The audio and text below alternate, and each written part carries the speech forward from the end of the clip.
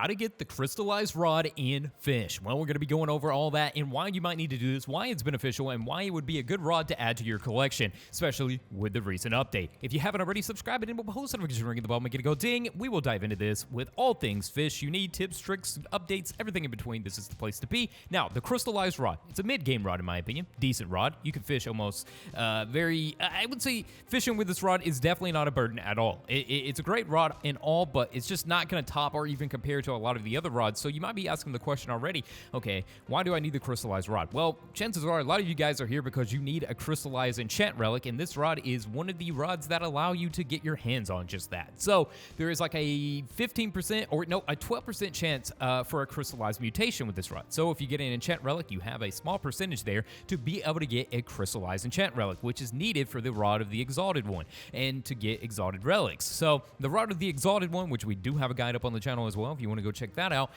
is going to help you get exalted relics a lot quicker, but you can fish those normally. But with getting crystallized enchant relics, it's one of the more difficult relics to get in my opinion, and this one and greedy I think are the more difficult relics that to get your hands on. So that's why I was like, okay, it makes sense to bring this to your sub box today because a crystallized rod is going to be something a lot of people need with this recent update. So you want to get a glass diamond. Come right here on the summit, and once you have your glass diamond with your friend that also has a glass diamond, you're going to be able to melt the ice right here. Now this area right here, you're wondering where it is, the location of it, just go up the mountain, and as you go up the mountain, you're going to find it. It's more towards the lower part of the mountain, so nothing too difficult there, and the rod itself is $35,000.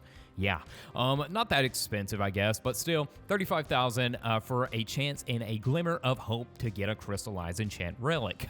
Now, like I said, these relics are a hunt of their own, and they are definitely time-consuming and difficult to kind of get the chance. Now, while I did collect many of enchant relics with this rod, they were not crystallized because you have like a 12% chance, right? So, but it still is one of your best bets and better options if you're attempting to get the rod of the exalted one, and you do need that enchant relic there. Now, getting all the enchant relics, you can appraise them, you can do various different things. Now you might be asking, well, I'll just appraise and get the crystallized enchant relic.